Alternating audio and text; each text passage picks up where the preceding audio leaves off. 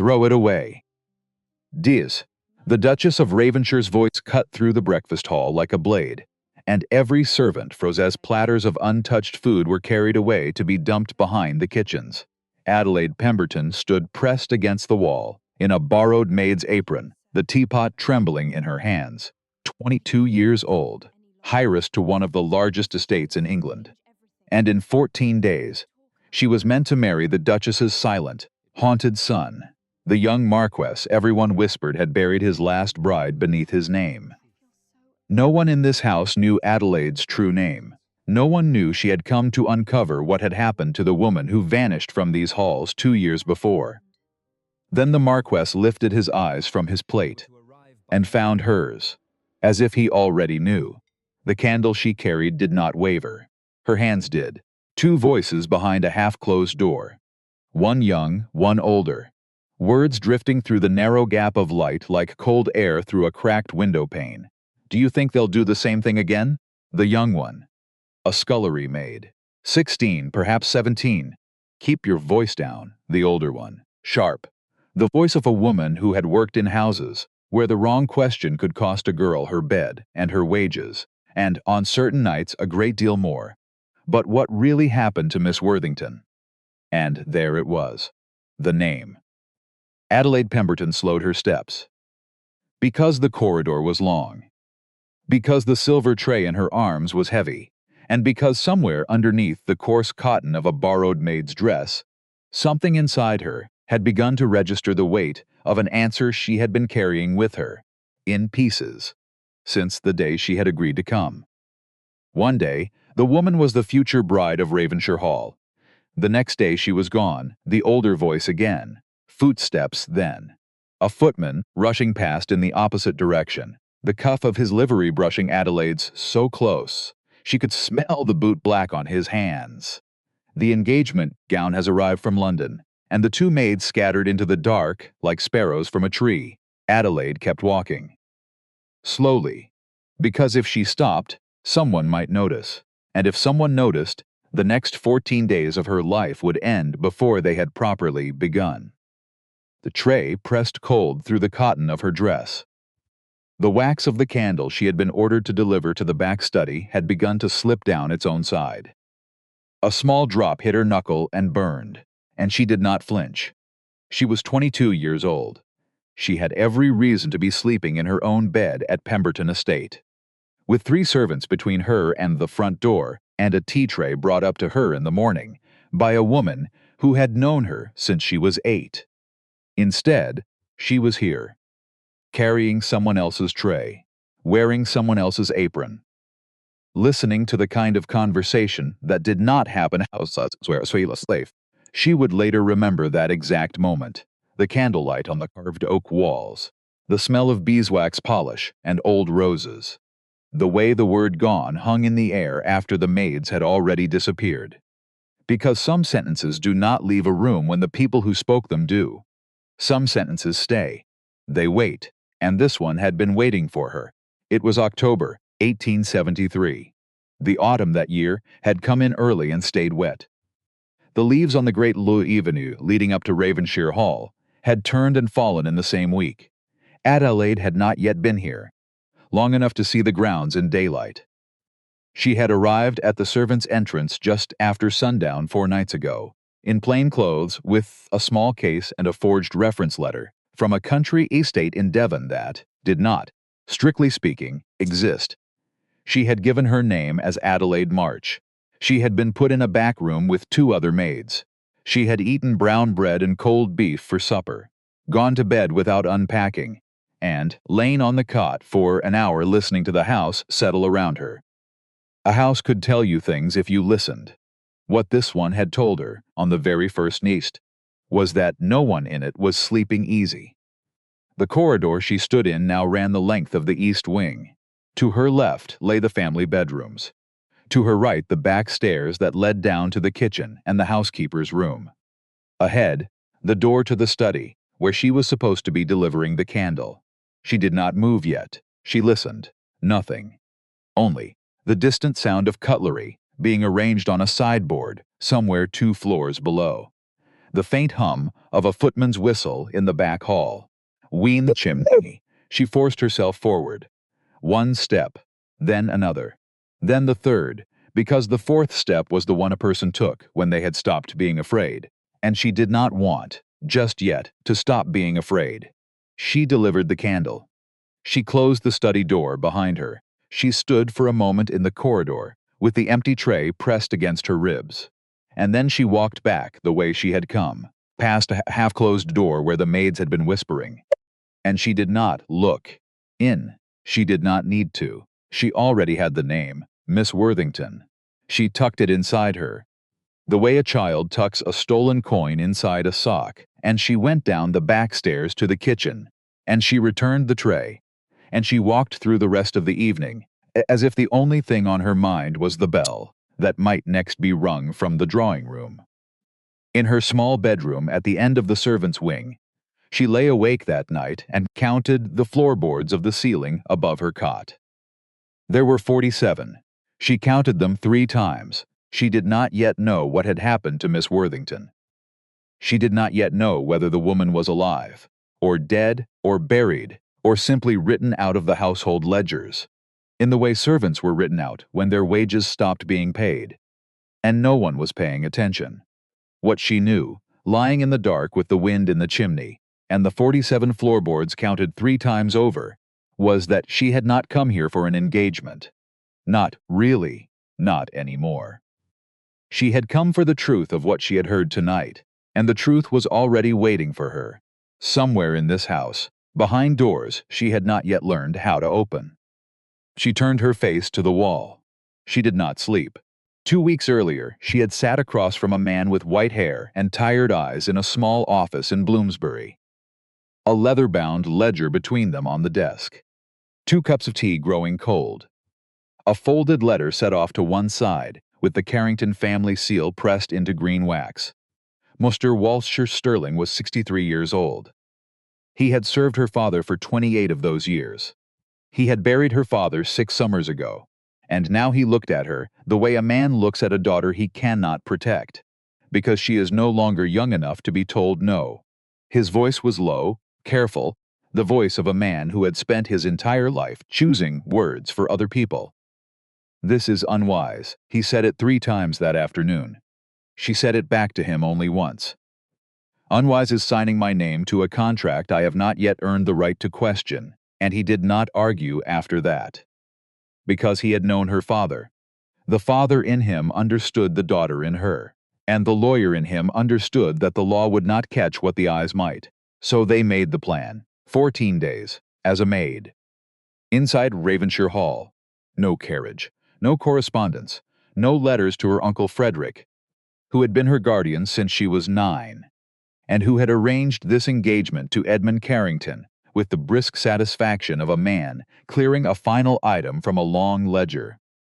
Uncle Frederick was a good man, in the way men of his generation thought good men were good. He provided, he instructed, he did not consult, and he had assumed, when Adelaide had said yes to the proposal in his study 3 months ago, that the matter was finished. What Uncle Frederick did not know was that Adelaide had been writing private letters of her own to a different correspondent. Since the engagement letters from Edmund Carrington had begun to arrive. There were 7 of those letters from Edmund. She had read each of them more than once. They were polite, reserved, a little over-formal perhaps, in the way men can be over-formal when they are writing to a woman they have not met and would rather not have to meet. Each one's was signed with the same line. "Your respectful correspondent, Edmund A. Carrington." She had told herself the reserve was modesty. She had told herself the politeness was character. She had told herself a great many things during a great many evenings, alone in her library at Pemberton Estate, with the rain on the windows and the 3rd letter open in her lap. What had begun to bother her by the 4th letter was not anything Edmund had written. It was something she had overheard. A passing remark, made by an acquaintance of her uncle's, at a dinner in early August, when the name Carrington had come up in conversation, and a woman 3 seats down the table had set her wine glass back on the linen, with a sound just a little too deliberate. The conversation had moved on. But Adelaide had not. She had written to Walter the following morning, and Walter, after a fortnight of asking quiet questions in places he did not name, had written back. There was a previous engagement at Ravenshire Hall. 2 years ago, it was abruptly dissolved. I have not been able to determine why. Adelaide had read the line 3 times. She had folded the letter. She had walked once around her library. And she had written back, that same hour, requesting a meeting in London. She had not yet known, when she boarded the train south at the end of August, that the meeting would end with a forged reference letter from Devon, and the borrowed name of a girl in Hertford. What she had known was the look on her father's solicitor's face when he had set the letter from the Carringtons on his desk and slid it across to her without comment. Walter Sterling did not slide papers across desks. Walter Sterling placed them. The fact that he had slid it told her the letter was no longer something he wished to handle directly. She had read it. She had nodded. And she had said the sentence that began the next 14 days of her life. Then I will go in and see for myself. He had argued. She had let him argue. And when he had finished arguing, he had reached into the second drawer of his desk and drawn out a small folded card and pushed it across the wood toward her. There is a man in the village of Marling. The Carringtons do not know of him. I have employed him quietly, for matters of a different nature, for several years. If you require correspondence, he will see that it reaches me. His name, for the purposes of this conversation, is Pierce. The word you will use to identify yourself to him is Hartwell. It is the name of a man who does not exist. She had nodded, and there are 2 others I am consulting on this matter. Adelaide, whom you will not meet unless circumstances require it. The first is Magistrate Halford. He sat on the same bench as your father, at the assizes 30 years ago, and has been a friend of this office ever since. The second is Mr. Whitcomb of Chancery Lane. He is a junior solicitor, whose particular expertise is the close examination of disputed signatures. I do not know yet whether we will need either of them. I am preparing as though we will. Adelaide had tucked the names away at the back of her mind, beside the floorboards she would later count, and she had not asked further questions. Walter had reached back into the drawer and drawn out a second card. He had not slid this one. He had pushed it toward her with 2 fingers, the way a man pushes a small heavy thing he is not sure he is going to give away. The card was unmarked on the outside. On the inside, in his careful hand, were 9 words. If you see what you are afraid to see, leave. She had read it. She had folded it. She had tucked it into the lining of her case, and she had read it once more. That first night at Ravenshire Hall, before sliding it under a loose floorboard near the wall of the small bedroom she shared with 2 other girls. She had broken the instruction the moment she had crossed the threshold of the back kitchen, because Ravenshire Hall was beautiful. Until you watched it work. The morning of her second day, the sun came through the breakfast hall in long bands of gold, and Adelaide stood against the back wall with the other servants. Holding a teapot she had been told to refill, but not pour. The room smelled of fresh bread and roasted ham. There were preserves arranged in 3 different jars, cream, eggs, smoked fish on a silver platter that 2 men had carried in together, because the platter alone weighed more than her wages for the month. The Carringtons sat at the long table, Duke Reginald at the head. A man in his late 60s, white-bearded, his hands resting on the table, with the particular stillness of a person who had not been in charge of his own household for some years. He spoke to no one. He ate slowly. Once or twice his eyes drifted toward Adelaide at the back wall and then drifted past her, the way a man looks at a chair he has forgotten he owns. Duchess Cornelia to his right, dressed in something the color of dried wine. Tall, narrow, the kind of woman who had cultivated a posture and never let it drop. Her hands moved precisely. She took small bites. She listened to nothing anyone said and managed, and so, to direct every conversation at the table by deciding what she would not respond to. Lady Augusta beside her mother, 26 years old. A copy of her mother in everything but cruelty, and the cruelty she had improved on herself, and Edmund Carrington, at the far end of the long table, 28 years old, dark hair, paler than his sister, his eyes fixed on the window for the entire meal. He did not eat much. He did not speak at all. The man Adelaide was supposed to marry. The man she had exchanged 7 letters with over 4 months. The man she had imagined 100 different ways while reading those letters. She had not imagined him quiet. She had imagined him cold, perhaps, or charming, or reserved in the way a hunter is reserved. What she saw at the breakfast table that morning was none of those things. What she saw was a man who had not slept well in some time, and who, at the age of 28, still looked like he was waiting for permission to leave the room. When the meal ended, Cornelia glanced once at the long table and said the word that froze every servant in the room: throw it away. A footman beside Adelaide flinched. A girl carrying a butter dish nearly dropped it. The housekeeper, a wide woman named Mrs. Pruitt, with a face that had been politely terrified for so many years it had set into a permanent expression, stepped forward and lowered her head. Her voice came out steady because she had practiced it being steady. Your Grace, there is enough remaining for the staff quarters. Cornelia did not look at her. I said throw it away. The room did not breathe. And then the line Adelaide would not forget for the rest of her life, delivered in the same flat tone. Cornelia might have used to ask for a second pillow. If servants begin eating as well as their employers, they forget their place. 2 footmen carried the trays out toward the kitchen.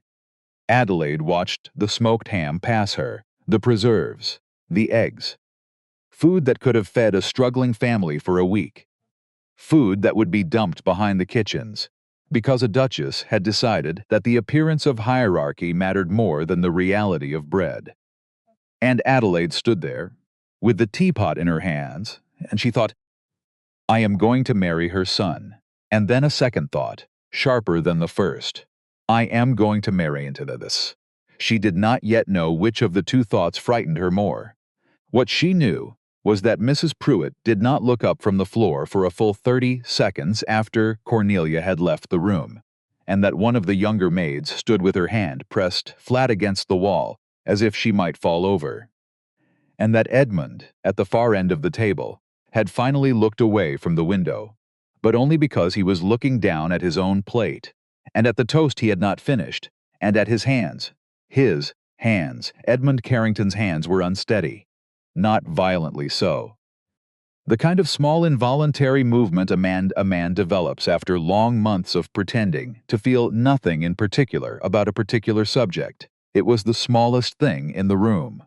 Almost no one would have seen it. Adelaide saw it, because she was being very careful that morning about who in the house had reason to be afraid. She added him to the list. She thought of the 7 letters she had read in her library at Pemberton Estate. The careful sentences, the reserved closing line. She thought about how a man might write that way when he was being watched while he wrote. She put the teapot down on the sideboard and crossed the room to gather the empty cups, because that was the next thing a maid was supposed to do, and she had learned by the second day that a maid who hesitated even half a second was a maid who became visible. She did not look at Edmund again as she passed his chair, but she felt him notice her, not see her. Notice there was a difference. A man who looked at you saw the shape of a person carrying a tray. A man who noticed you was beginning to ask, somewhere underneath his own quiet, what shape you would have looked if he had been allowed to know you in any other room. She left the breakfast hall before he could finish noticing. But the noticing did not stop when she left. It came with her. That afternoon she was summoned upstairs to attend to Lady Augusta in her private sitting room. She was the 3rd maid called in. The other 2 had been there earlier that morning, and Adelaide caught them coming down the stairs as she went up. One was pale. The other had been crying. She passed them without speaking, because servants did not speak in the open stairwells of Ravenshire Hall. The room smelled of French perfume and of roses arranged too aggressively in too small a vase. The wardrobe stood open. 6 gowns lay across the bed in different shades of pale blue, each one more expensive than the last. 2 hat boxes from a milliner in Bond Street stood unopened on the chaise. A jewelry case on the dressing table sat with its lid pushed up. Pearls. 3 sets. A sapphire pendant. A diamond bracelet whose stones Adelaide priced, without meaning to, somewhere north of £400. Lady Augusta stood in front of the mirror with her back to the door, examining her profile from 3 different angles. She did not turn around. "You. Come here." Adelaide stepped forward. Augusta studied her in the mirror, the way a horse buyer studied a horse he was not planning to buy. "You are remarkably plain." Adelaide kept her eyes lowered. "My lady, I suppose that is fortunate. A pretty servant becomes troublesome." The other maids in the room did not lift their heads. Augusta turned then, slowly, a teacup in one hand.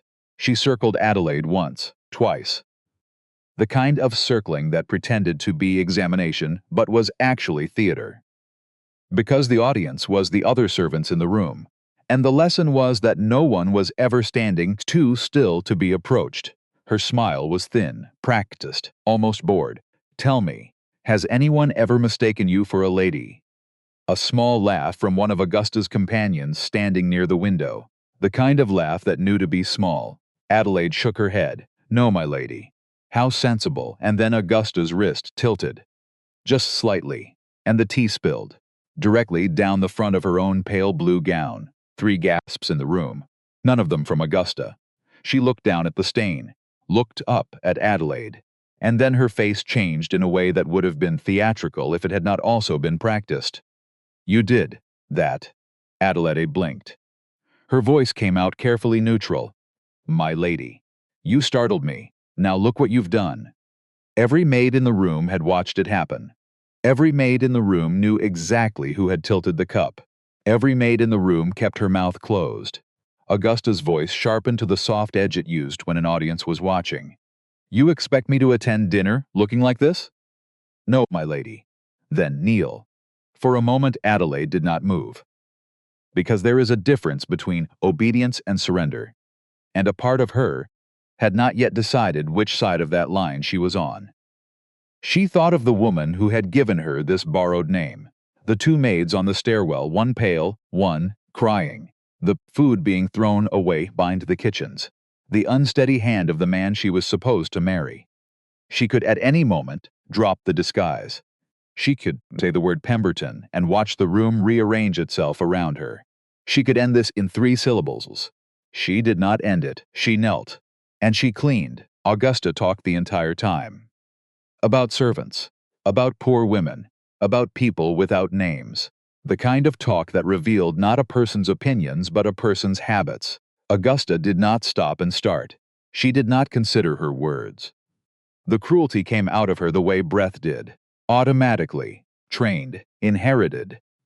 She talked about a kitchen maid she had dismissed last winter for laughing in the back corridor. She talked about a governess her own mother had once hired, and then ridiculed for a week, before letting her go.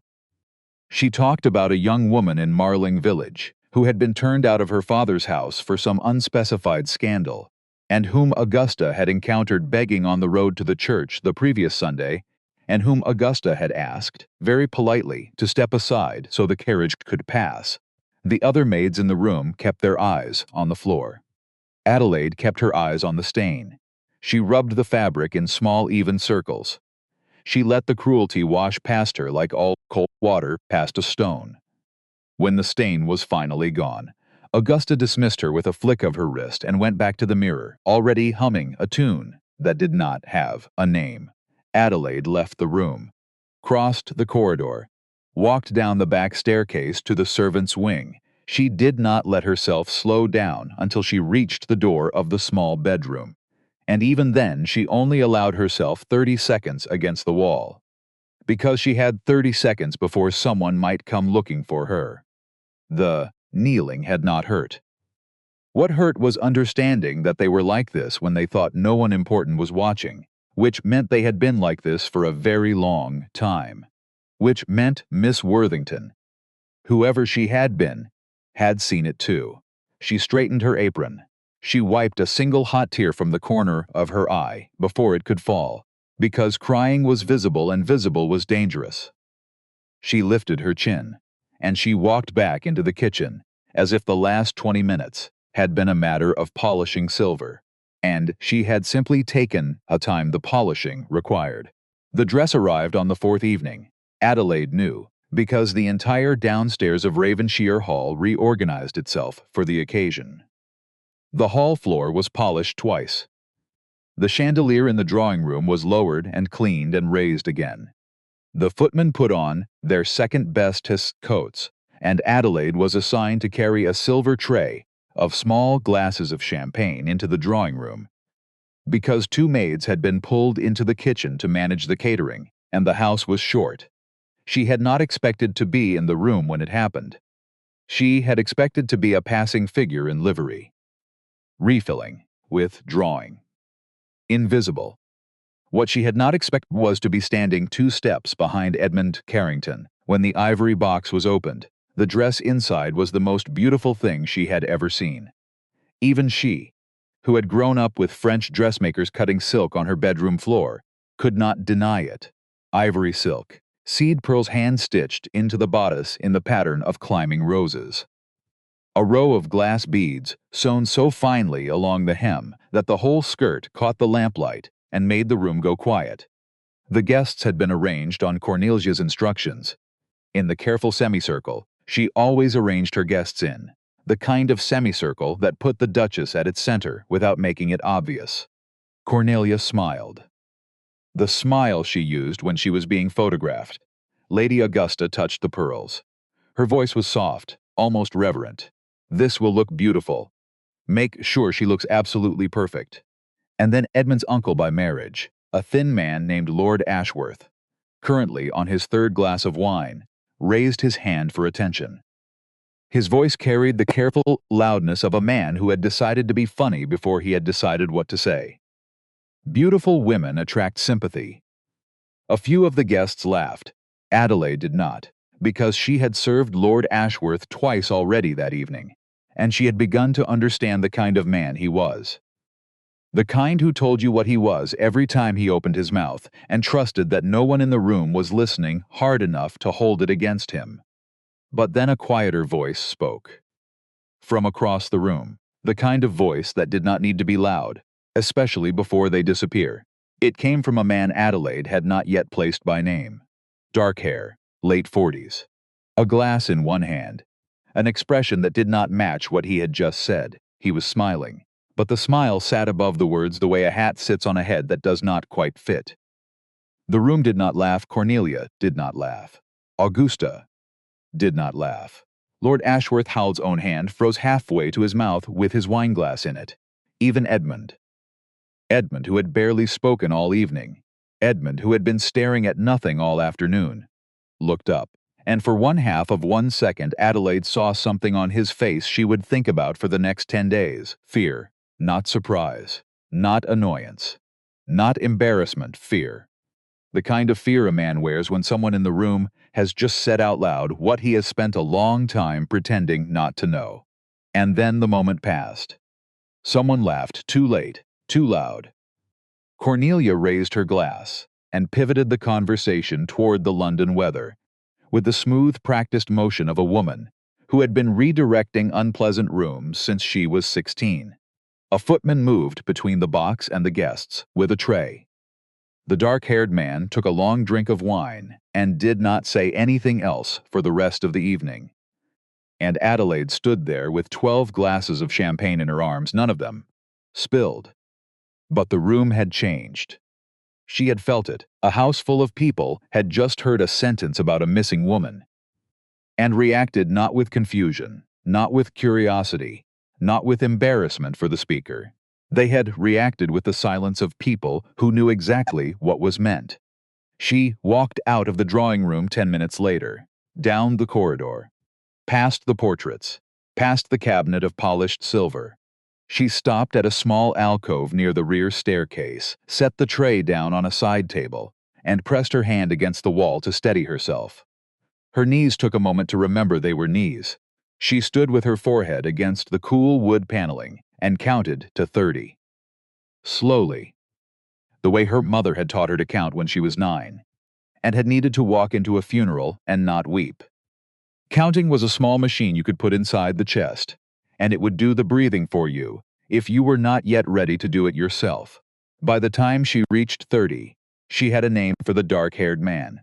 She did not know it in the way a guest at a dinner knows another guest. She knew it in the way a servant learns names in a great house, by which footman bows lowest to which seat at the table.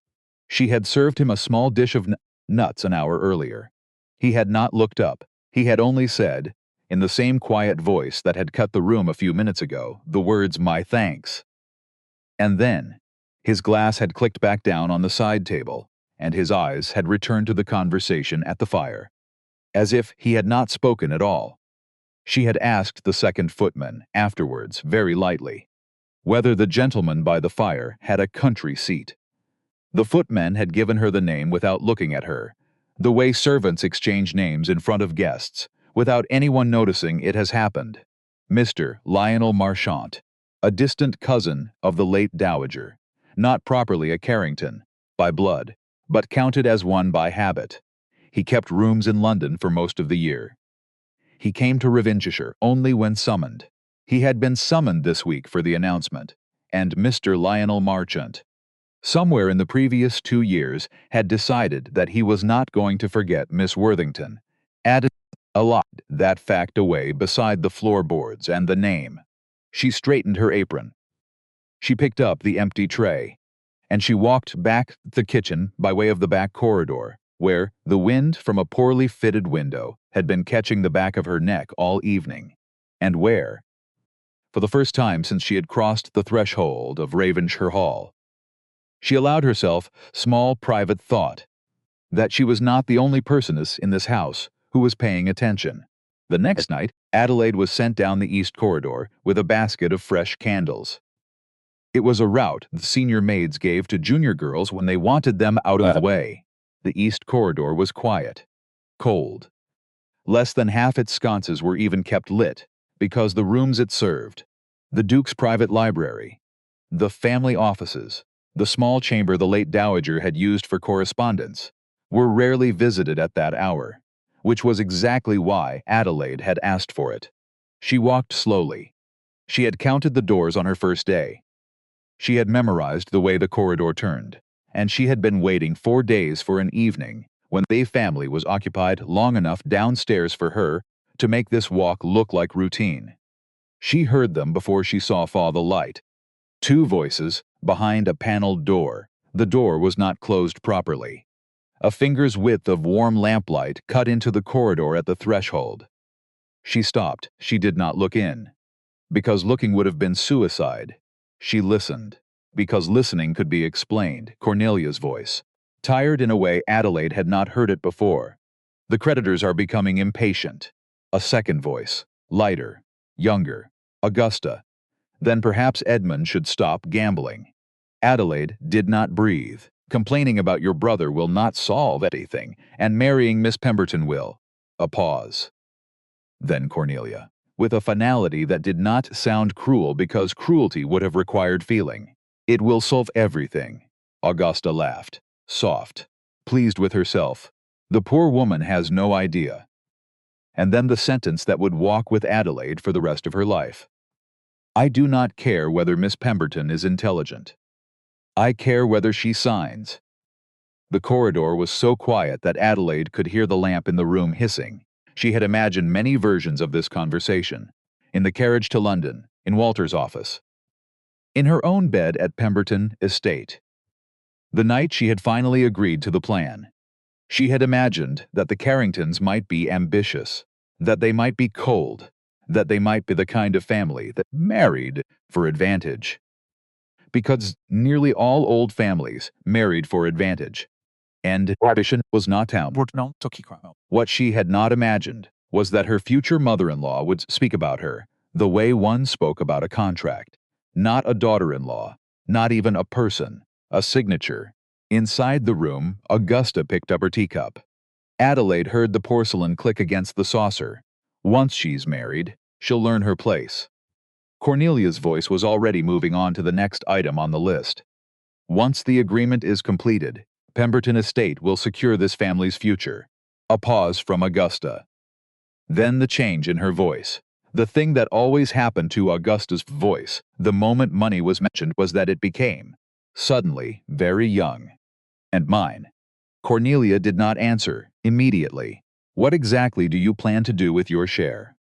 Augusta brightened. Adelaide could hear it in her voice. The way certain women's voices brighten when they are listing things they have already mentally bought. I've already selected 3 gowns from Paris. You purchased more dresses last month, I know. A great many of them, I know. Then why continue? Because I like them. A pause. Augusta's voice went lower then. Not a confidence, a negotiation, and the Marling Villa, Mother. We agreed about the Marling Villa. I agreed to consider it after the contract was signed. You agreed. After the contract was signed, then we will sign quickly. A small dry sound from Cornelia. Not a laugh. The thing a duchess does instead of a laugh when she has been amused by her own daughter's stupidity. And Adelaide stood in the corridor with the basket of candles digging into her arms. And she felt the strangest, most quietly violent thing she had ever felt. She was being inventoried. Her name, her estate. The copper mines that her father had bought the year before he died. Her uncle's signature on marriage papers she had not yet signed her own name to. All of it had already been distributed inside the walls of this house. The gowns Augusta was planning to buy with Pemberton money were waiting in Paris. The villa Augusta had decided she wanted was already half imagined on the strength of an inheritance Augusta had not yet inherited. None of it was theirs. All of it was theirs. Footsteps in another part of the house, closer than she had realized. Adelaide moved. She walked, then almost ran. She replaced 2 candles in 2 sconces. She had no intention of fixing properly. She came down the back staircase the long way. She did not look anyone in the eye. She did not stop till she was inside the small room she shared with the 2 other maids. And even then she only closed the door very softly because slamming was the sound of someone with something to hide. She sat on the edge of the cot. She did not cry. Because she did not have the time to cry, and the 2 other maids would be back from supper in 20 minutes. What she did was think, because she had been telling herself, for 4 days, a story about why she was still in Ravenshire Hall. The story was, I am gathering enough information to make a sensible decision about a serious engagement, and when I have gathered it, I will leave. That story was no longer the story. The story was, a family of strangers is preparing to take ownership of my life, and they have done it once before to a woman whose name they will not say out loud. She lay back on the cot, looked at the cracked plaster of the ceiling. She thought of the card under the floorboard. The 9 words Walter had written on it. She thought about leaving. She thought about it for a long time. And then she sat up. And she walked across the small room and lifted the loose floorboard under the window where she had hidden the card. And she did not take the card out. She left it where it was, because leaving would been the right thing to do. 4 days ago, it was not the right thing to do. Now, the next morning, Adelaide was assigned to dust the small drawing room at the south end of the house. The room was rarely used. Adelaide had seen it twice already. The Carringtons preferred the larger rooms for entertaining, and this one, with its small windows and faded green wallpaper, had been left as the kind of space where furniture went to retire. There were 3 paintings on the wall, a hunting scene, a landscape of the Devon coast, and, between them, the portrait of a young woman in a riding habit. Adelaide had glanced at the 3rd painting twice already, and not really seen it. She did not stop to look at portraits and houses where she was pretending not to belong. Because looking at portraits was a habit of women who could afford to. But this morning the painting hung crooked. She noticed it the second she walked into the room. The left corner of the frame sat half an inch lower than the right, as if someone had bumped it, or moved it, or tried to. Adelaide set her cloth down. She crossed the room. She lifted the painting carefully off its hook to straighten the wire on the back, and something fell, not loud, not heavy. Just the faint silken sound of fabric meeting wood. A handkerchief. It had been folded into a small tight square and tucked behind the frame against the wall. Adelaide knelt and picked it up. Cream linen, edged in pale lace. Fine work. The kind of handkerchief a young woman of a certain class carried. In the corner, 2 letters were embroidered in pale blue thread. C.W. Adelaide did not breathe. She turned it over. There was a second embroidery on the back, smaller, almost hidden in the seam where a thumb might have crossed it without noticing. 3 words, stitched in the same careful hand. If found, ask. She read it twice. 3 times. She read it until the letters became shapes, until the shapes became sound. If found, ask. Not if found, return. Not if found, burn. Ask whom? What footsteps in the corridor? Adelaide stood up so fast her knees protested.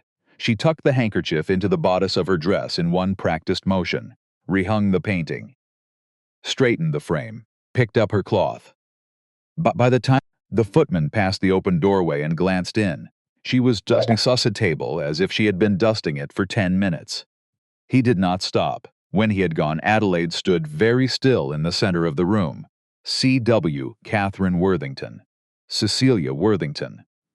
Some Christian name attached to those initials. Some young woman who had once lived in this house long enough to hide a handkerchief behind a painting in a forgotten room, and who had embroidered 3 words on the underside of it that suggested she had known, even then, that something might happen to her, that someone might come, looking, that someone might find it. Adelaide pressed her hand against the front of her dress, where the linen lay flat against her ribs, warm now from her body.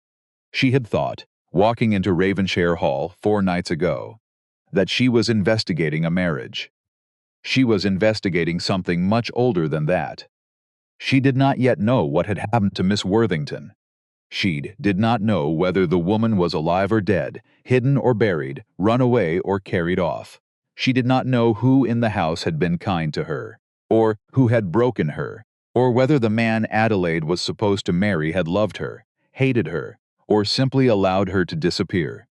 What she knew, standing in that small, forgotten drawing room with a stranger's handkerchief against her skin, was that she had stopped being a guest in Ravenshire Hall the moment she touched it. She was, now, a witness. And witnesses, in houses like this one, were not allowed to leave. She walked out of the drawing room with her cloth, folded under one arm, and the handkerchief, secured against the inside of her bodice. She passed 2 footmen in the corridor. Neither looked at her. She climbed the back stairs to the servants' wing without breaking pace. She entered her small bedroom and closed the door behind her without sound. The other 2 maids were not there. They would not be for another hour. She crossed to her case. She lifted the loose lining at the corner. She slid the handkerchief inside the seam, beside the small folded card, and she pressed the lining back down with the flat of her thumb. She did not look at the handkerchief again. She knew she would think about it for the rest of the day. She knew she would think about it for the rest of her life, depending on how the next 10 days went. She knew that the woman who had stitched those 3 small words on the underside of a square of cream linen had been thinking, while she stitched them, that no one was coming for her. Adelaide sat down on the edge of the cot and made herself a quiet promise. Someone was coming for her now. She slept 3 hours that night. Maybe 2. The handkerchief stayed in the lining of her case, wrapped now inside a clean stocking, pushed into the corner where the seam was loose. Adelaide had not slept with anything that mattered tucked against her body since she was 9 years old, and her mother had kept a locket on a chain that vanished from her drawer the morning of the funeral. Some habits a person did not need to be taught. She rose before the other 2 maids in the room, washed her face in cold water, dressed in the dark. By 6 o'clock, she was downstairs in the back kitchen peeling apples for the cook, because peeling apples gave her a reason to be near the rear door, and being near the rear door gave her a reason to know who left the house in the morning. The kitchen maid who took the dustbins out at 6:30. The boy who carried the milk pail back to the dairy at 7. The post rider, who came up the back lane on a tired brown horse at 10 minutes after 8, 3 days a week, and exchanged the household postbag for the new one without ever dismounting. 3 days a week, that was the window. She had 2 letters to write, and only one chance to send them, and she could not write them inside Ravenshire Hall. Because Ravenshire Hall did not give its servants paper, which meant she needed to leave the grounds, which meant she needed an errand, which meant she needed Mrs. Pruitt. The housekeeper of Ravenshire Hall was the kind of woman who knew everything and admitted to none of it. Adelaide had watched her for 4 days now and had concluded 2 things. First, that Mrs. Pruitt despised the Carringtons. Second, that Mrs. Pruitt would die before saying so. The first observation made her potentially useful. The second made her almost impossible to use. Adelaide chose her moment carefully, mid-morning. The household upstairs occupied with calling cards from a neighboring estate. The pantry empty except for the housekeeper, who was inspecting a delivery of preserves with the slow, suspicious eye of a woman who had been overcharged by the same merchant for 19 years. Adelaide's voice came out soft. The kind of soft that did not announce itself. "Ma'am, may I ask a small favor?" Mrs. Pruitt did not look up. "No, it's for my mother." I said no, she is in Hertford. I have not written to her in 4 weeks. I was hoping to send a letter from the village post, if there is an errand to be run. Mrs. Pruitt's eyes lifted then. Not warm, not cold, just measuring your mother. "Yes, ma'am, is your mother ill?" A small pause. The kind of pause that decided what kind of person you would be in a house. Adelaide chose.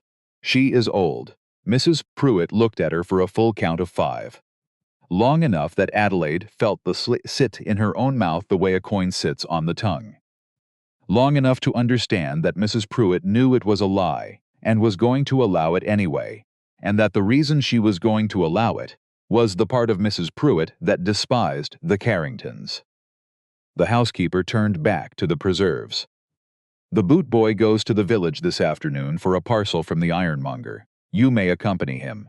If you are not back by 4, I will personally box your ears. Thank you, ma'am. And if you embarrass me in the village by being slow, or chatty, or in any way memorable, I will see to it that you scrub the cellar steps from now until Christmas." "Yes, ma'am." Mrs. Pruitt picked up a jar of plum preserve and turned it in her hand. "Hertford is in the south, March." Adelaide froze for half a breath. "Yes, ma'am. Most maids from Hertford have the accent." Adelaide kept her eyes on the floor. Said nothing. The housekeeper set the jar down. "Be back by 4. That was the end of the conversation. It was also the moment Adelaide understood that at least one person in Ravenshire Hall already knew she was not who she said she was and had decided, for reasons of her own, not to mention it. She did not yet know what to do with that information. She tucked it away with a handkerchief. The village of Unsettling lay 2 miles south of the estate, down a road of yellow elm and damp hedge. The boot boy walked with his head down and did not speak. Adelaide walked half a pace behind him, the wind cold on the back of her neck, her hands clasped together inside the folds of her shawl. In one of those hands was a small folded paper she had spent 90 minutes that morning, composing in her head, word by word, because she had not been able to write it down. The village itself was small: a church, a coaching inn, 3 shops, a blacksmith, a post office with a brass bell that had been polished into a shine by 60 years of women coming to send sons to America. The boot boy went to the ironmonger. Adelaide went to the post office. The postmistress was a woman of perhaps 50, with a face that did not pretend to be kind and a pair of spectacles she wore on the very end of her nose. She looked at Adelaide the way she looked at every stranger. The way a woman looks at someone whose business is not finished being inspected. Adelaide stepped up to the counter. Her voice was a notch lower than usual. "A letter for London." "And one for Marling itself, addressed to a Mr. Hartwell." The postmistress paused. "Just for a second. Hartwell." "Yes, ma'am." The pause again. Then, "Mr. Hartwell is in the back, child. If you have business with him, I would say it to him directly." Adelaide's chest tightened. Because there was no Mr. Hartwell. Hartwell was the word Walter had given her in his office in Bloomsbury, the word she was to use in this village if she ever needed to reach him. It was not a name, it was a key. And the postmistress had just told her, without telling her, that the key was already turned in the lock, and the door behind her counter led to a man Walter trusted. And Walter had been preparing. Adelaide swallowed. She set both folded papers on the counter. I will speak with him. The back room of the post office was a small wood-paneled office that smelled of pipe smoke and old paper. The man behind the desk was perhaps 45. Plain dark coat, spectacles, hands ink-stained at the knuckles. He did not stand. He did not introduce himself. He looked at Adelaide for a long, slow moment, and then he gestured to the second chair she sat. He folded his hands. How much time do you have? Until 4 o'clock. Then we will speak quickly. His name, he said, was not Hartwell. Hartwell was a courier word. His name was Pierce.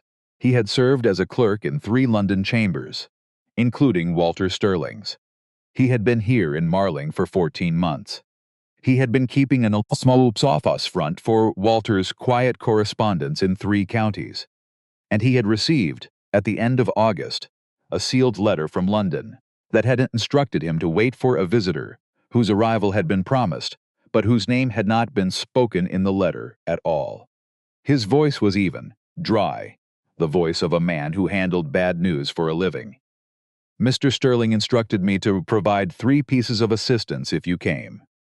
A safe means of correspondence, a means of leaving the county if you required one, and the address of a woman. Adelaide's hands tightened in her lap. A woman who lives outside this village, in a cottage off the Bramley Road. She has been there for nearly 2 years. She uses the name Mrs. Marsh. Adelaide did not breathe. Pierce reached into the drawer of his desk, drew out a small folded card, slid it across the wood. I would not call ahead. She does not entertain callers. Adelaide took the card, opened it. A line of careful handwriting. Bramley Cottage. 2 miles east of the milestone. Look for the red door. Her voice came out quieter than she had meant. How did you find her? Pierce's mouth tightened just slightly. I did not, miss. She found me. In the spring, she came to this post office and asked whether I knew a man in London by the name of Stirling. I said I might. She left without saying anything further. The next morning, a letter was waiting for me on this desk that I had not put there. It contained 1 sentence. He paused. Then he repeated the sentence flatly, as if it had been spoken many times in his head. Tell him I am still alive. The room was very quiet. Adelaide pressed her hand against her chest, where the handkerchief was, where it had been since yesterday morning. She did not know how long the silence lasted. It was Pierce who broke it. I wrote to Mr. Stirling on the same afternoon. He instructed me to do nothing further until further notice. The further notice came at the end of August. That was when he told me you would be arriving, Miss Pemberton. That was when I began to understand why the woman in the cottage had been waiting. Adelaide stood. The chair scraped the floor. I will go to the cottage now. You have 90 minutes, I know. He stood as well, crossed to the window, looked out at the village square where the boot boy was emerging from the ironmonger with a brown parcel under his arm. Miss Pemberton. It was the first time he had used her real name. She turned. His voice did not soften, but the words it did. Be careful what you carry back into that house. She nodded once, took the card, slid it inside her sleeve. There is one more thing. Pierce reached into the drawer once more and withdrew a slim envelope. He held it out to her without comment. She took it, opened it. The envelope had already been opened and resealed once before.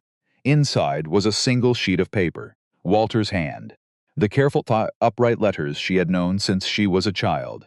Halford has agreed to assist. He awaits your word. Whitcomb has begun examination of the documents you have not yet seen. We are ready when you are. She read it twice. She folded it, slid it inside the same sleeve as the card. She did not look at Pierce as she crossed to the door, because if she had looked at him in that moment, he would have seen on her face something that should not be visible on the face of a maid in a village post office at 1:30 in the afternoon. He would have seen the face of a woman who had just understood that her father's solicitor had not been preparing the case behind her. He had been preparing it ahead of her. Walter had begun assembling the magistrate and the second solicitor at the end of August, the week she had agreed to walk into Ravenshire as a maid. He had not told her then. He had not wanted her to walk in with the case already made in her head. He had wanted her to walk in with her eyes open.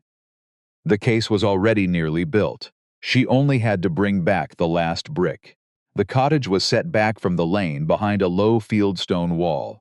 There was a small garden run to seed, a door painted the color of dried blood. No smoke from the chimney.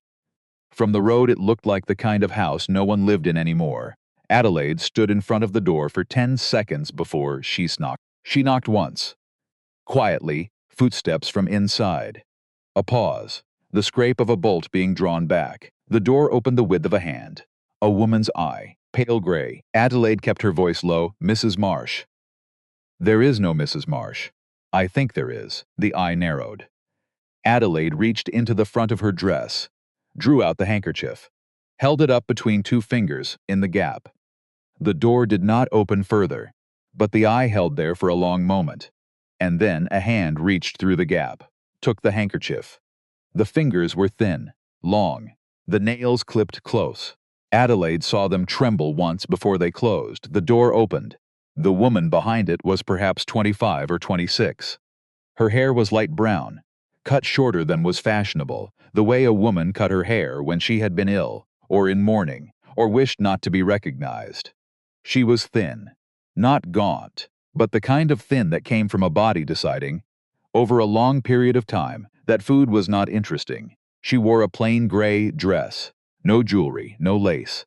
She looked at Adelaide for a long count, and then she stepped aside. The cottage smelled of lavender and old paper. A small fire burned in the stone hearth even though it was midday. 2 cups of tea sat already on the table, as if she had been expecting someone.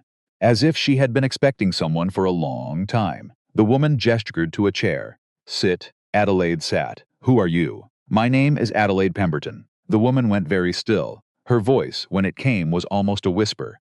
Pemberton? Yes. As in Pemberton Estate? Yes. A small sound came from the woman's throat. Not a word. Not a sob. Something in between. She crossed to the chair opposite Adelaide and sat down very slowly, the way a person sits when their legs have decided to stop carrying them. She set the handkerchief on the table between them as if it were glass. When she spoke again, her voice was steadier. My name is Cecilia Worthington. Tell me what happened to you. Adelaide had not meant for it to be the first question. She had a list, dates, names, witnesses. She had been preparing for this conversation in fragments since the moment she had picked up the handkerchief. And yet the only sentence that came out of her was that one. Cecilia looked into the fire for a long time before she answered.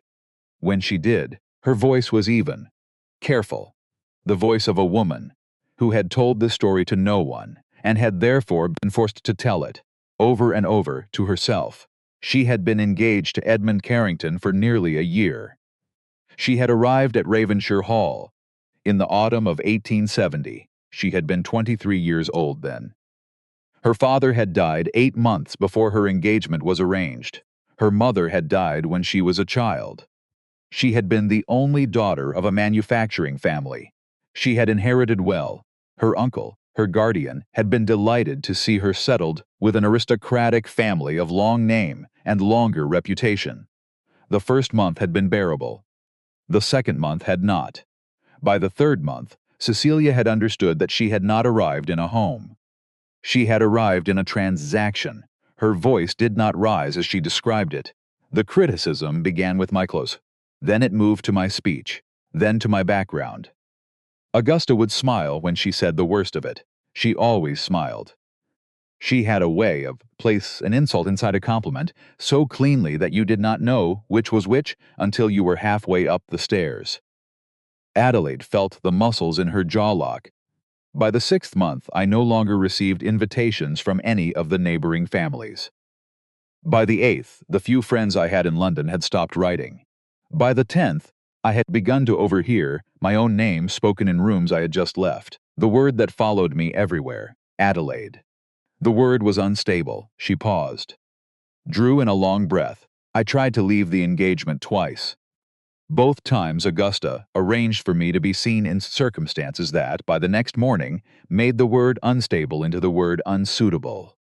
She did not need to spread the rumor. She needed only to stage the scene that proved it. Society did the rest. Adelaide's hands closed on the edge of the chair. Her voice came out tight. What about Edmund? Cecilia looked at her then. For the first time, something in her expression was not pain. It was something closer to old grief. The grief that has stopped being shock and started being a piece of furniture in the room. Edmund believed her. Or he allowed himself to believe her. By the end, I no longer knew which. And the Carringtons, Cornelia. The Duke is not well. He has not been the master of that house for years. Cornelia is the master of that house.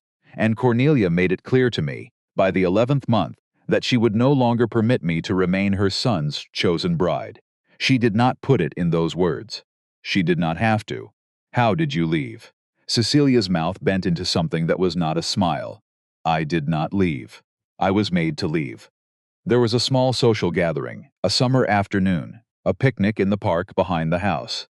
I was given a glass of wine. I did not finish it. The next morning, the local newspaper reported that I had been seen entering a coach in Bramley with a gentleman who was not my fiancé, and that I had not been seen in the village since. By dinner that day, my own uncle had received a letter from Cornelia regretting that the engagement could no longer continue, given my apparent change of heart, and informing him that, in the absence of any forwarding address, the dowry sum advanced upon engagement would be considered, regrettably, forfeit.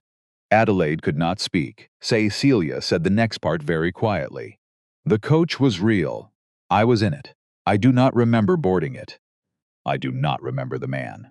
I woke the following afternoon in an inn 10 miles north of Marling, with no money, no luggage, no letter of introduction, and a piece of paper pinned to my coat that said, "You will be killed if you return."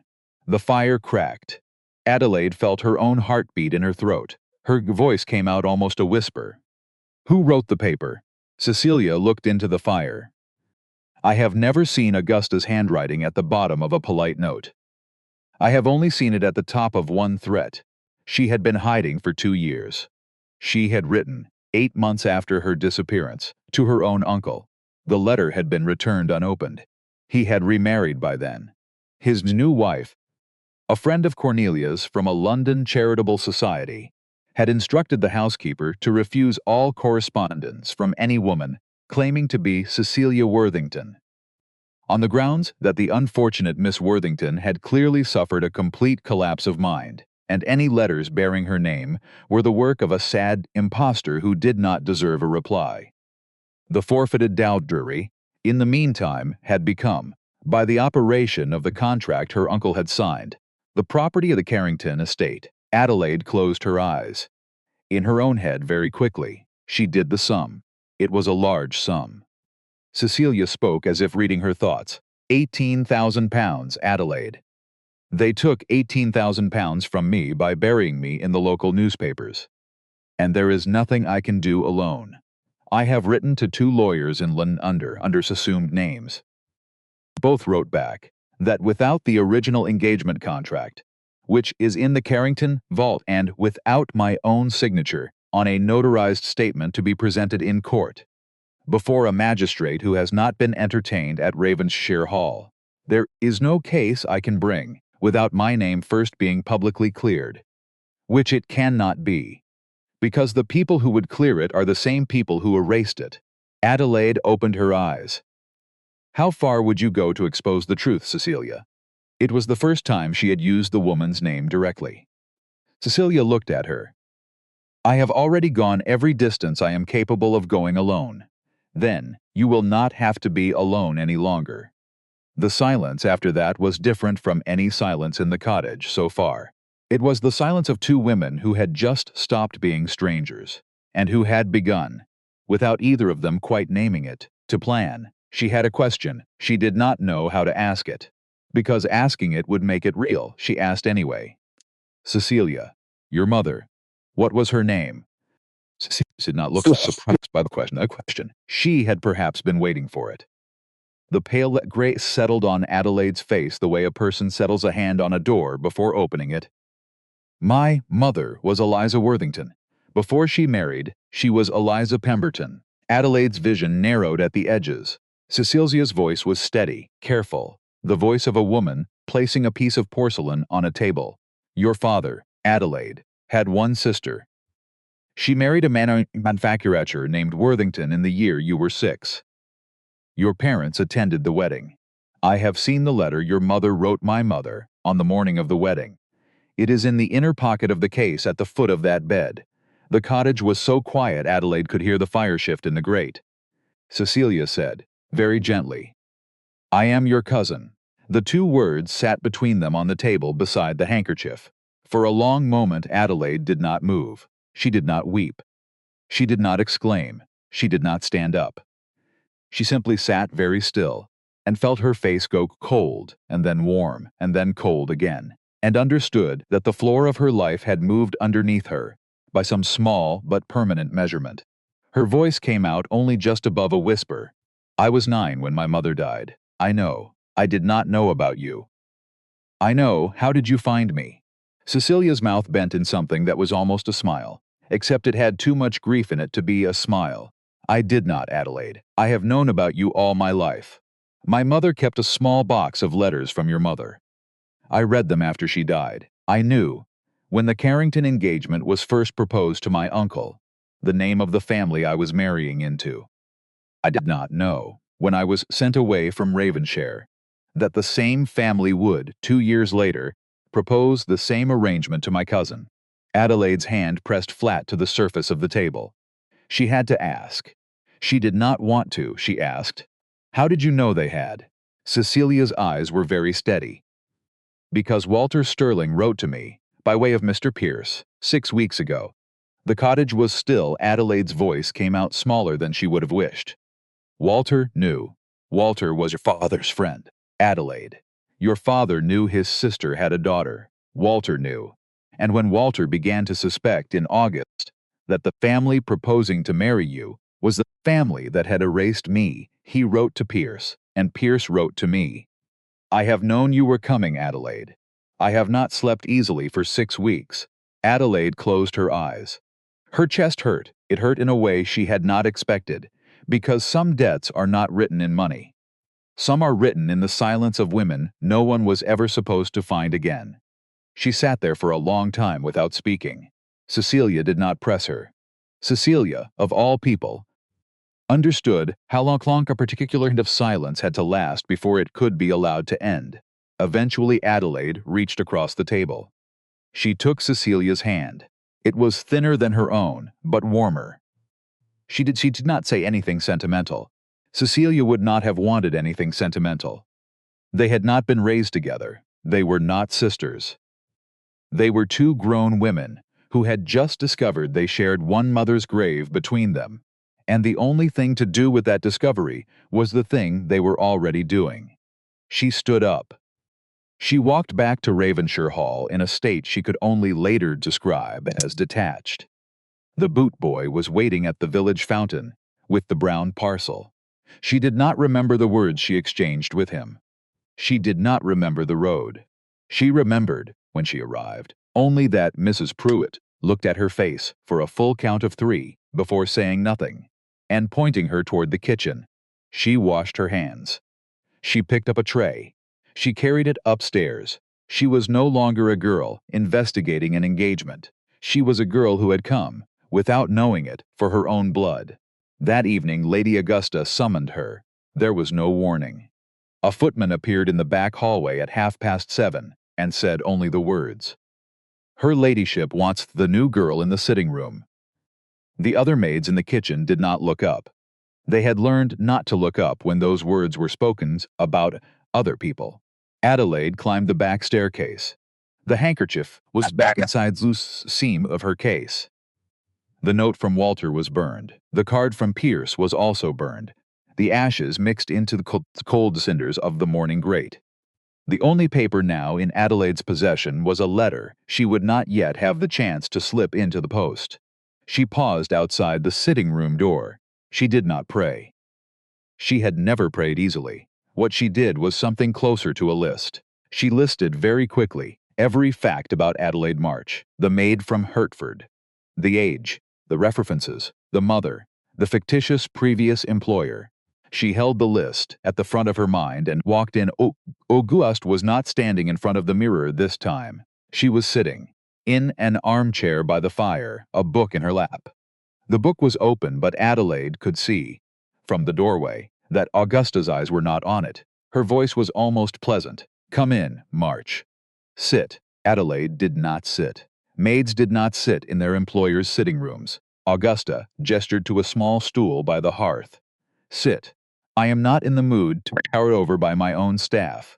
Adelaide sat. Augusta looked at her over the top of the book. "I have decided I find you interesting, my lady. That is not a compliment. I find very few of my servants interesting. The ones I do, I usually dismiss. So perhaps consider this a warning, my lady. Tell me. March, do you read?" A small pause. Adelaide chose carefully. "A little, my lady." "Letters from home." "What of books?" "I have no books, my lady." "What of school?" 3 years, my lady." "The parish school in Hertford." 3 years. Augusta turned a page of her book she had not been reading. "And what did the parish school in Hertford teach you?" "March, sums, my lady." "And to read, and to write a little." Augusta closed the book, and the capital of Austria, the Ficher, popped. Adelaide kept her eyes lowered. Her heart had become a clock she could hear. "I would not know, my lady." "And what language they speak in Florence I do not know, my lady." Augusta tilted her head. "Have you ever read poetry?" March, "No, my lady." "Have you ever heard of a poet by the name of Wordsworth?" "No, my lady." "How extraordinary." Augusta's smile had moved closer to her teeth. "You have never even heard the name." "No, my lady." Augusta stood, walked, slowly, around the back of Adelaide's stool. Adelaide did not turn her head. She felt Augusta lift her hand, a glove, a thin gray glove, took Adelaide's right wrist and turned it palm up. The silence in the room became its own substance. Augusta's voice was very quiet now, the quiet of a woman who had stopped performing for an audience because she had decided the audience did not matter. "Your hands are too soft for a maid." Adelaide's heart did not stop, but it forgot for one full beat how it had been doing the work of being a heart. She forced her voice into the lowest, simplest, dullest pitch she could find. "My old mistress kept gloves on us, my lady. She was particular about the silver." A pause. Augusta's fingers did not let go of her wrist. They turned the hand in the light. Whoa, they examined the palm. They examined the underside of the thumb where any maid of 3 years' standing would have a callus from a polishing cloth. There was no callus. Augusta knew it. Adelaide knew Augusta knew it. The fire cracked. Augusta's voice came out almost soft. "Particular? Yes, my lady." Another long count, and then Augusta let the wrist drop, returned to her chair, picked up her book, opened it to the same page. Her voice was easy, almost bored. "You may go, March." Adelaide stood, walked out of the room. She did not allow herself to breathe until she had crossed the corridor, descended the back stairs, walked the length of the lower passage, and reached the small empty pantry beside the scullery. She closed the door, set her back against the wood, stood there with her eyes shut, and put both her hands flat against her ribs, because she was no longer sure her body would hold itself up otherwise. She had been seen, she had not been caught. But the difference between those two things, in a house like Ravenshire Hall, was the difference between a knife held against the throat and a knife pressed. She walked back into the kitchen without being looked at, and she finished her shift. She did not eat that night. She lay on her cot with her hands folded across her stomach and listened to the other 2 maids breathe and planned the rest of the 14 days the way a general plans a retreat that he intends to win. There were 6 days left. She could not write to Walter again before the night of the announcement. She could not return to Marling. She could not now do anything that would make Augusta's hand return to her wrist a second time. What she could do was wait. She waited, and, as she waited, the house began to do the thing she had been hoping it would do. It began to look for her. The kitchen of Ravenshire Hall did not know what to make of the next morning. Adelaide felt the change everywhere. The understaff felt it too, though they could not name it. There had been something the previous night. A conversation behind a closed door.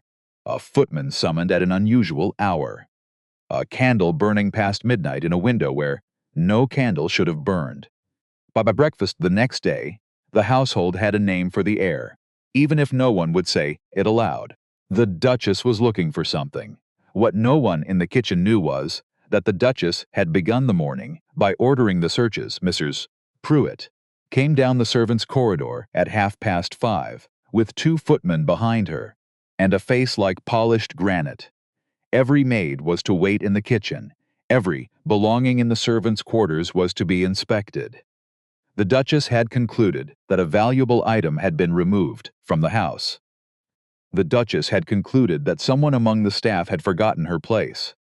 Adelaide stood in the kitchen with the other women and felt, very clearly, the weight of the handkerchief in the case upstairs. 5 days of planning, a trip to the village, a meeting with Cecilia, a cousin, all of it about to be undone by a square of cream linen, with 2 embroidered letters, and a sentence on the underside that, in Augusta's hands, would not need 10 minutes to walk across the front of a magistrate's table. She kept her face still. She kept her hands at her sides, and from the front of the house, very faintly, a sound she did not at first understand. A bell, the front door bell, at 5:45 in the morning, footsteps in the corridor above. A man's voice, urgent and apologetic at once, the voice of a person who has ridden through the night. A second voice, the Duchess herself, sharp, displeased, descending the stairs. The words could not be made out. But the words did not need to be made out. Adelaide heard, in the cadence of the rider's voice, the cadence of news that had to be received now. The searches were called off. Mrs. Pruitt returned to the kitchen, tight-lipped, annoyed in a way she did not entirely conceal. Return to your duties. Adelaide moved with the rest. She did not know yet what the message had been. She would not know for 3 more days. But she knew, the moment she climbed the back staircase and turned the corner toward the small bedroom and opened her case and felt the handkerchief still there, untouched, that something had bought her this morning, or someone. She thought of the old man in Bloomsbury with the white hair and the tired eyes. She thought of his careful right letters on the slip of paper Pierce had handed her. We are ready when you are. He had not waited for her word.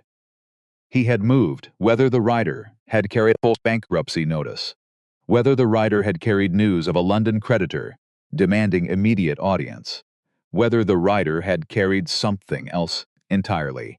It did not matter. Walter had been awake when she had not been, and Walter had bought her mourning, and now she would have to spend that morning earning it. She passed Edmund Carrington in the lower hall later that afternoon. It was the first time she had been alone in a room with him. He was sitting on a window seat, coat off, a glass of brandy on the sill that he had not touched. He looked thinner than he had at breakfast on her first day, although it was the same number of days, and a man does not lose weight in 8 days, unless he has been losing it for longer than he wishes to admit. He looked up when she entered. He did not flinch, did not straighten, did not pretend to be doing something he was not. He only looked at her the way a man looks at a wall he has noticed for the first time after living against it for years. His voice was low, almost polite. What's your name? Adelaide kept her eyes lowered. March, sir. Hertford. Yes, sir. Are you afraid of this house? It was not a question maids were asked. She answered before she had decided to. Yes, sir. Edmund nodded once, slowly, as if she had confirmed a thing he had not needed confirmed. His voice, when he spoke again, was so quiet it was almost not in the room. So am I. She did not move. He turned back to the window. The conversation was over. He had not made it an order. He had not made it intimate. He had made it a fact, set down between them on a marble floor, and then left it there. She walked out of the hall, and she understood, with a clarity that surprised her, that she was not going to save him. She was going to give him the chance to save himself. It was not the same thing. The next 3 days at Ravenshire Hall moved as if every clock in the house had agreed by mutual consent to slow down. Cornelia did not speak to Adelaide. Cornelia did not raise her voice in the corridors at all. But Cornelia moved through Ravenshire Hall those 3 days like a woman walking through her own museum, opening doors that did not need opening, looking into rooms she had no purpose in. She was no longer searching for an object. She was searching for a feeling, and Adelaide, who had been raised by a father who had taught her to read a man the way a horseman reads a horse, recognized exactly which feeling. A house was about to be inspected by guests, by 240 of them, by every county magistrate within 20 miles, by every viscount, baroness, and aging cousin who had ever drunk wine in this drawing room. And the mistress of the house had begun to feel, for the first time in a great many years, that her own walls were no longer entirely on her side, which meant Adelaide had 3 days to keep them on no one's side at all. The boot boy made his trip into Marling on the morning of the second day. Adelaide did not accompany him. She did not need to. A small folded square of paper had been pressed, the night before, into the hand of Mrs. Pruitt at the bottom of the back stairs. No address, no signature, only one line. "Tell Pierce 3 is the day." Mrs. Pruitt had not asked who Pierce was. She had only closed her hand around the paper and walked past Adelaide without looking at her. And on the morning the boot boy went to the ironmonger, Mrs. Pruitt walked with him as far as the village fountain, on the pretext of a length of black braid had been promising herself for 2 months, and then she walked the long way home alone. Adelaide watched her come back across the yard at 1:30. Mrs. Pruitt did not look at her. Mrs. Pruitt only set her basket down on the kitchen table, removed her shawl, and said the words that, in any other house, would have been about ribbon. In this one, they were about war. The braid was the right color. That was the entire conversation. It was enough. The morning of the announcement was bright and cold. Adelaide rose at 4. She moved through the dark of the servant's bedroom with the silence of a woman who had been rehearsing every step of the next 9 hours for nights. She took the small case from under her cot. She took the handkerchief out of its hiding place. She left the apron folded neatly on the foot of the bed.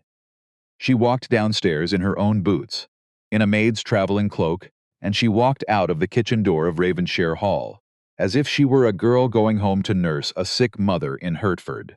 The boot boy was at the rear gate with a horse and a small covered trap. He had not been told why. He had been told, only by Mrs. Pruitt, that he would be paid an extra 5 shillings to drive a girl into Marling at sunrise and forget her face afterward. He looked at Adelaide once when she climbed up beside him, and then he looked at the road, and he did not look at her again. Pierce was waiting at the back door of the post office. The room behind the post office had been transformed. A trunk stood open on the floor. A traveling case sat on the chair. A long gown of dark green silk hung from a wooden form by the wall. 3 velvet boxes lay on the desk. Pearls. A small emerald clasp her father had given her mother in the autumn of 1858. A signet ring she had not worn since she was 18. Walter Sterling stood beside the gown. He had ridden through the night from London. He had a small leather case at his feet, locked with 2 iron clasps. He had brought, with him, 3 other people. Magistrate Halford was a tall, thin man of perhaps 60, with steel-gray whiskers and the careful, patient face of a man who had spent 40 years listening to liars. Adelaide had met him twice in her life, once as a child of 11, at her father's house at Christmas, once as a young woman of 17, at a public assembly in London. He stepped forward and bowed slightly, in the small economical way of an Englishman who had bowed many thousand times. His voice was dry. "Miss Pemberton, it has been a long time. Your father would have approved of this morning's work." Adelaide inclined her head. "Thank you for coming, sir." Mr. Whitcomb stood beside him, younger, perhaps 35. The kind of solicitor who had not yet learned to charge what his expertise was worth, and who therefore did the most precise work in his profession, because no one had yet asked him to slow down. He held a leather portfolio against his chest. He did not bow, he only nodded. And Cecilia. Cecilia stood by the window in a traveling cloak of her own. Her hair had been dressed, her hands were folded in front of her. She turned when Adelaide came in. Adelaide crossed the room to her, took her hands, held them. Cecilia's voice was steady, the way a woman's voice is steady when she has had 2 years to decide how she will sound in this room. You did not have to come yourself. Yes, I did. You could have written to Walter, from London. You could have stayed out of that house, and you could have gone abroad 2 years ago. We both made our choices, Cecilia. Cecilia's mouth moved, almost into a smile. Almost Walter cleared his throat behind them. Miss Pemberton. The carriage from London is due to depart from the inn at 3:30. It will arrive at Ravenshire at 5. We will be 20 minutes behind you. Magistrate Halford and Mr. Whitcomb will accompany Miss Worthington and myself directly to the side entrance, where Mrs. Pruitt has agreed to admit us. Adelaide nodded. She did not say what she was thinking. She was thinking that she had walked into Ravenshire Hall in a maid's apron with a candle and a tray. She was about to walk back into it in green silk, with people behind her and the rest of her life in front.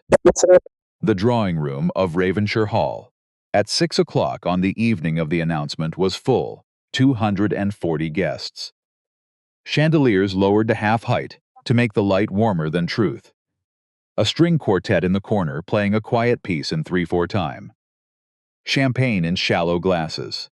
The smell of beeswax and orange peel, and the perfume of women who had been preparing for this room since 2 in the afternoon. Duchess Cornelia stood near the fireplace in a gown the color of old gold. Lady Augusta at her side in pale rose. The Duke had been brought down on the arm of a footman and seated in a high-backed chair near the window. Edmund stood 3 paces from his mother. He had been standing in the same place for 40 minutes. He was not speaking to anyone. He was not drinking. The bell at the front door rang at 10 minutes past 6. A footman opened it. Adelaide Pemberton walked into the front hall of Ravenshire Hall in dark green silk with her hair arranged and with a calm she had not felt at any point in the previous 14 days. She handed her cloak to a footman who did not at first recognize her. She walked the length of the entrance corridor without looking at the paintings. She paused at the doorway of the drawing room. She allowed the master of ceremonies to announce her name in a voice that carried Miss Adelaide Pemberton. The room turned. Cornelia's face arranged itself instantly into a smile. A smile that was already a public relations document before its owner had finished forming it.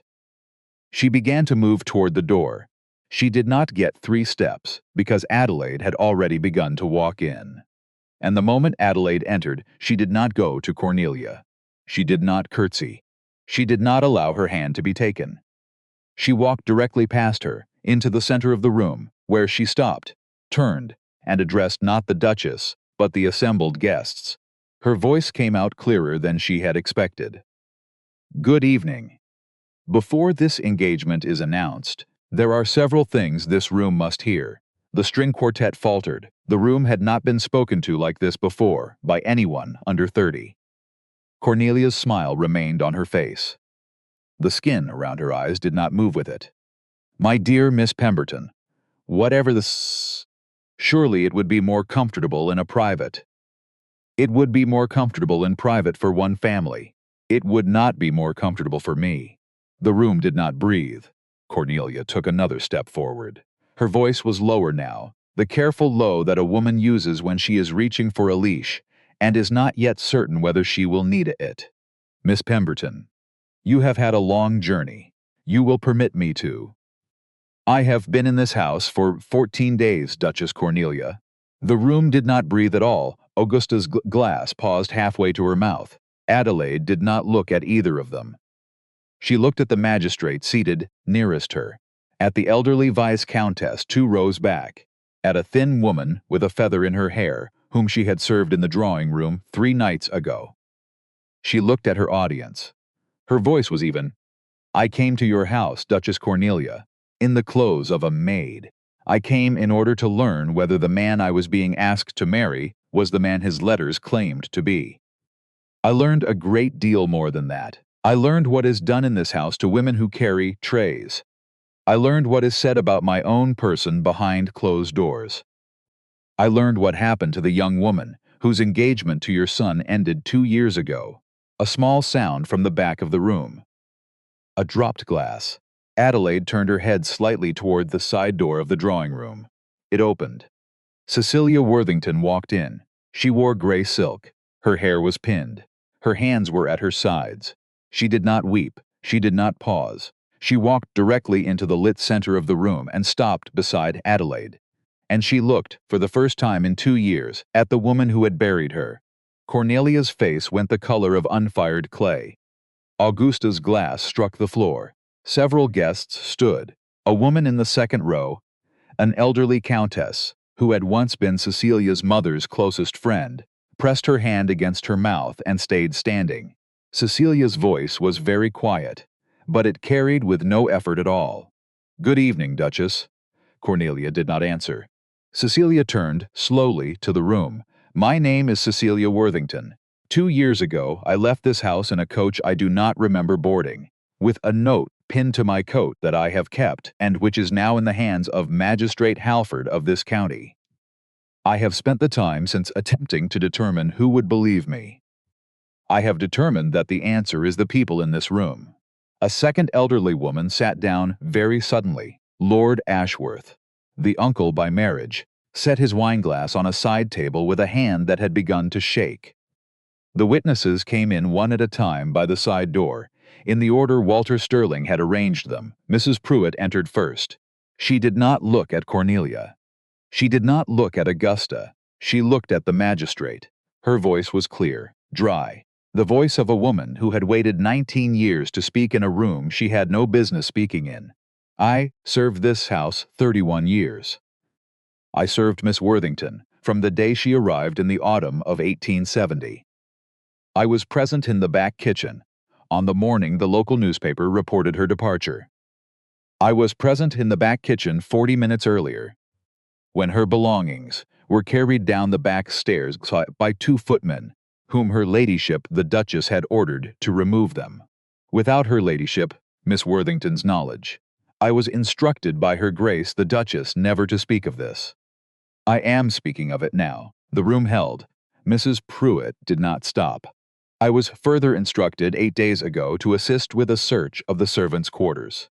I conducted that search. I reported to her Grace that nothing was found. That report was false. I knew the young woman she was attempting to discover. I did not name her. I did not name her, because she was the first person in this house, in 19 years, who looked at me as though I were a person. She did not weep. She walked off the floor. The second witness was the elderly former kitchen maid Adelaide had spoken to on her 5th day. She testified about the night she had found Miss Worthington crying outside Lady Augusta's sitting room. She testified about 3 other nights of the same kind. She testified in particular about an evening on which she had heard Lady Augusta tell a friend, at the foot of the back staircase, that Cecilia Worthington had been arranged for and would not be returning to dinner. The third witness was a former footman who had been dismissed, without reference, 11 months ago. He testified about Lord Ashworth's behavior at certain dinners. He testified about the gambling debts of Edmund Carrington, which he had been instructed to carry by hand to a moneylender in the city. He testified about the Duchess's account books, which he had once been ordered to burn and had instead, on the morning of his dismissal, hidden inside a locked chest in his sister's house in Lambeth. Walter Sterling had retrieved the chest 2 weeks ago. The fourth piece of evidence was a small wooden box. It contained 11 letters, addressed to 11 different women, of varying degrees of social influence, all dated between November of 1870 and August of 1871. Each was written in the same hand. Each described, in the same elegant phrasing, the unfortunate decline in Miss Cecilia Worthington's character. Each was signed, in the same careful script, with the letters AC Magistrate. Halford read the first 3 letters aloud. Walter read the next 4. The elderly Viscountess in the second row read the final 4 herself, her voice growing quieter with each one, until at the end she set them on the small mahogany table beside her, and did not look at Augusta Carrington at all. Augusta had begun to sink. Slowly. Onto a small velvet chair that a footman had pulled out for her without being asked. It was the first kindness any servant in Ravenshire Hall had shown her in some time.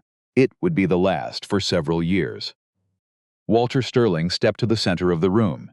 He carried the leather case. He set it on a small table that had been arranged for the purpose by Mrs. Preauer. He opened the clasps.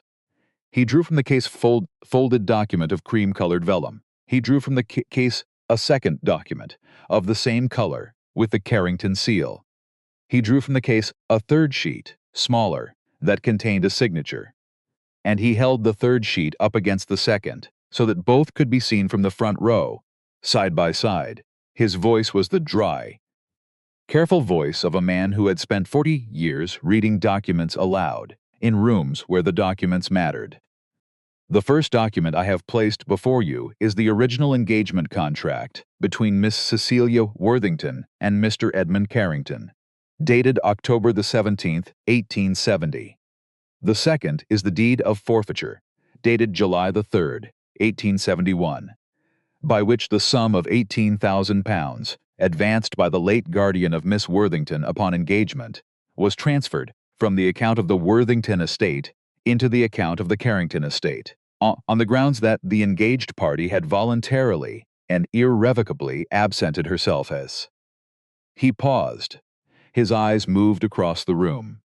The signature of Miss Worthington upon the second document was not made by Miss Worthington. The signature has been examined this morning by Mr. Whitcomb of Chancery Lane, who is present in this room, and by Magistrate Halford. The handwriting is consistent in 11 respects with the signature of the Duchess of Carrington. The handwriting is consistent in 3 respects, including a distinctive shape of the lower loop of the letter Y with the handwriting of Lady Augusta Carrington. The room did not breathe.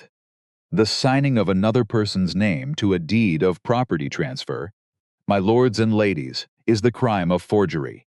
The transferring of property by means of such a signature is the crime of fraud. These are not matters of social concern. They are matters of criminal law. Magistrate Halford stood. He did not raise his voice. He did not have to. His words, the duchesses of the house. Your Grace, I shall require you and your daughter to remain in the drawing-room. There will be no further announcement of any engagement this evening. There will be a constable at this door within the hour. Augusta did not look up. Cornelia stood very still. Her smile was gone. What had replaced it was nothing. Not anger, not grief, not denial. The blank face of a woman who has been working a long arithmetic in her head and has just understood, with a kind of weary precision, exactly which line she missed. She turned, slowly, toward her stepson. Edmund Carrington was already moving. He crossed the floor of the drawing-room in 9 steps. He did not look at his mother. He did not look at his sister. He stopped in front of Cecilia. He did not take her hand. He had not earned that. He spoke directly to her, in front of the room, the way a man speaks. He understands this is the only chance he will ever have to say a particular sentence. I believed her. I believed her about you because believing her was easier than believing the room I was sitting in. I am ashamed of every day of the last 2 years. There is no amount of explanation I can offer you that you would not be right to refuse. I will not ask you for any of it. He turned. He looked at his stepmother for the first time since the witnesses had begun. His voice did not lift. I will not be the man you raised. I will not sign what you wanted me to sign. I will not marry Miss Pemberton. I will not marry anyone whose money is owed to a debt of mine. You have used my name. You will not use it again. He walked out of the drawing-room, through the front hall, past the cabinet of polished silver, out into the cold of the October evening, without a coat, without a hat. The footman at the front door did not stop him. The footman at the front door, in fact, opened it for him. It was the first independent decision Edmund Carrington had made in 12 years. It would not be the last. The constable arrived at 8:30. Cornelia and Augusta were escorted from the drawing room with a quietness that, in any other house, would have been mercy. In this one, it was the operation of a particular machine. The machine did not need to humiliate them. The machine only needed to remove them. Cornelia walked out with her head up. Augusta walked out with her hand in her mother's. It was the first time in 26 years that the daughter had needed the mother to lead her, and the room understood it, and the room said nothing. The Duke remained, in his high-backed chair by the window, the entire time. When the constable approached him at the end and asked him whether he wished to make any statement, the Duke only shook his head and said the only sentence he would say that evening. I have been a guest in my own house for 31 years. He died the following spring, quietly, in a smaller house. Of the only thing a man dies of when he has admitted out loud what he spent his life pretending not to see. 3 weeks later there was a small gathering under a great oak tree behind a public house on the South Road out of Marling. The day was cold but bright. The leaves on the oak had gone from yellow to brown, and a few of them had begun to come down on the long wooden table that had been set out on the grass and covered with 2 woven cloths.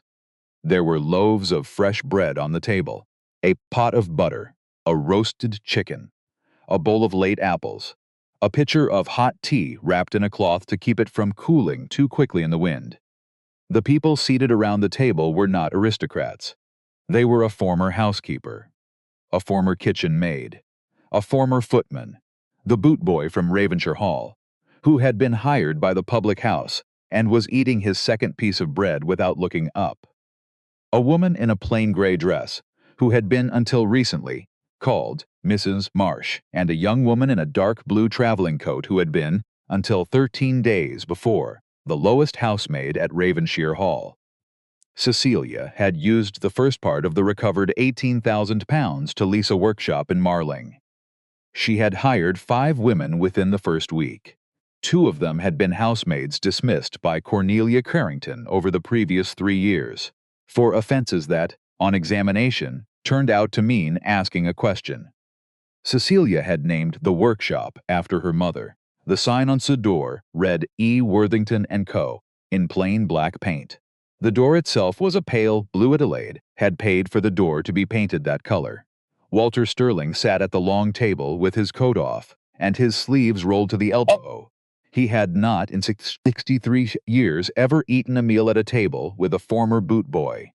He was eating now with the careful pleasure of a man discovering, late in life, that he had been wrong about a thing for a very long time. He glanced once at Adelaide. His voice was very low. Your father would have wanted to be here. My father would have brought his good wine. He would. He would have argued with the boot boy about the butter. He would have won. Walter smiled into his tea. It was the closest he had come, since her father died, to telling her that he was proud. She did not need him to say it. She drank her tea, and she felt, for the first time in 14 years, what a kitchen sounded like when no one in it was afraid of who would open the door next. There is a kind of cruelty in the world that wears soft cloth and good shoes. It does not raise its voice. It does not lift its hand. It only looks through you. The webs through a coat stand they have stopped noticing in a hall they pass every morning. And it lasts a long time, because the people on whom it is practiced are not the kind of people whose voices the world has been trained to hear. Cornelia Carrington forgot something simple. She forgot that every maid who carried her tea had a memory. Every footman she dismissed remembered her face. Every girl who carried a basket up the back stairs of Ravenshire Hall carried, also, account of what had been done to her. Cruelty is not impatient. Cruelty waits. It sits on the bottom step of the back stairs and counts. A man is not measured by the way he speaks to the magistrate. A man is measured by the way he speaks to the woman who carries him his bread. A woman is not measured by her gowns. A woman is measured by what she did In the room she was in, on the night no one important was watching. Dignity is not the property of a title. It does not live in a deed. It does not pass through a will. It belongs to people, to all of them. To the housekeeper in the back kitchen. To the boot boy under the oak tree. To the cousin in a gray dress, who waited 2 years in a cottage, with a red door, the first person in the world who would take her hand and say her name. It makes a man wonder, doesn't it? How many times in our own lives have we looked past someone because their hands were soft, because their accent did not match the room, because their coat was thin? How many times have we measured a person by their station instead of by the small, true weight of who they were when no one was making them perform? C. Salius have we walked past in the post office, in the diner, on the long road home.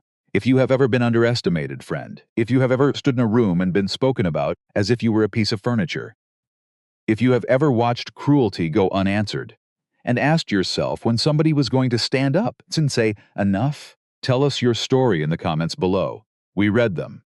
Everyone.